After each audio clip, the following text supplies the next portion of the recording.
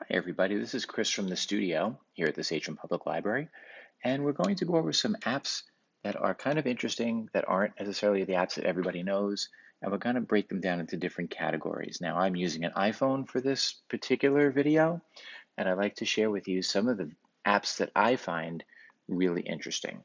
So again, this is my personal iPhone, so these are apps that I use on a daily basis that I think that you would like too. Now, there may also be crossover apps that are for Android as well, but I don't know if that's the case for sure. So this is more of an iPhone related app discussion. So first thing I want to talk about is weather. So everybody has a weather app that comes with their phone. You can add cities to this. Now I have a bunch of different cities. You see the list here. If I scroll to the bottom and hit the plus symbol, I can put in a city, Moscow, Pennsylvania. And now I've added it, and now you see it's on the bottom of my list. If I touch it, it's going to give me information about Moscow, including the temperature through the day, including sunrise, sunset, and the forecast for the week, and all kinds of great information for weather. Now, if I need to go back to my list, I hit list on the bottom, and here's my list of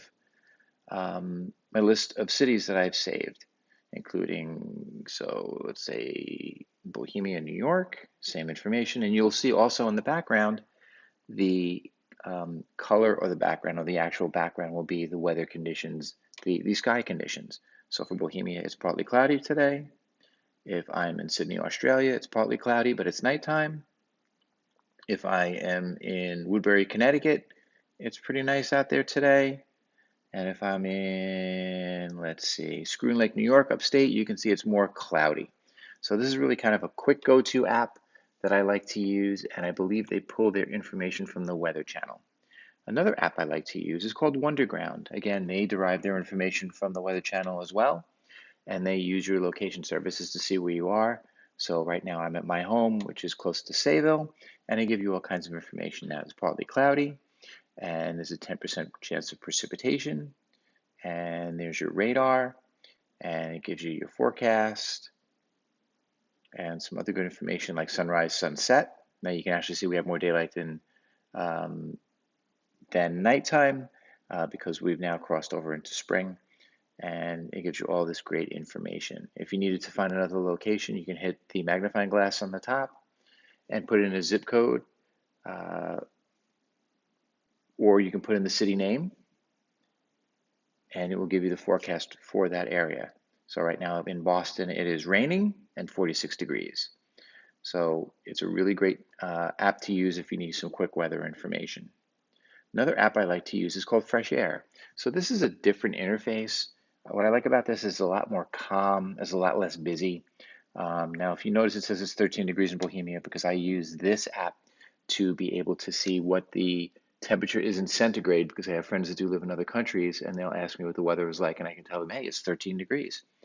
So they won't think that it's, really cold here. They think that that's actually probably in the 50s or 60s. So what's nice about this app is it tells you your precipitation.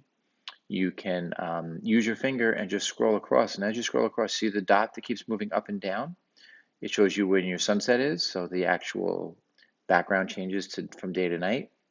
And your graph will show you the top where the dot keeps going up and down is your temperature, and that lighter gray on the bottom that looks like a different kind of bell curve is your precipitation risk or precipitation chance. So you can scroll through and you see as you're moving, the days will change and a new day gets highlighted. So this is a nice calm way of just getting a quick forecast.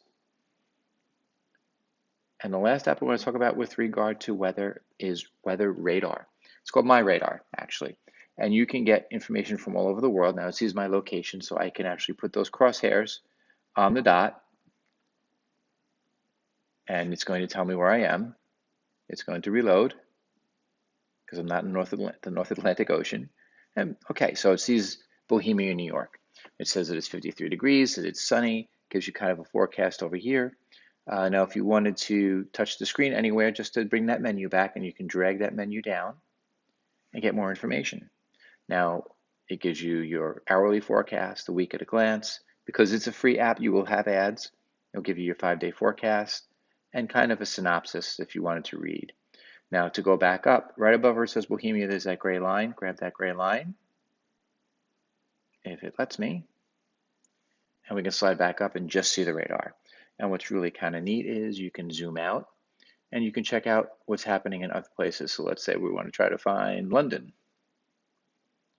Let's see, where's London? London. Here's London here. You could put the crosshair on London, and now you have the weather in London. So this is a great app that's really kind of fun to use, and it's easy to use as well. So those are the apps that we use for weather. Stay tuned for more discussions about other apps that we use, that I use personally, that I think are really cool. And thanks for watching.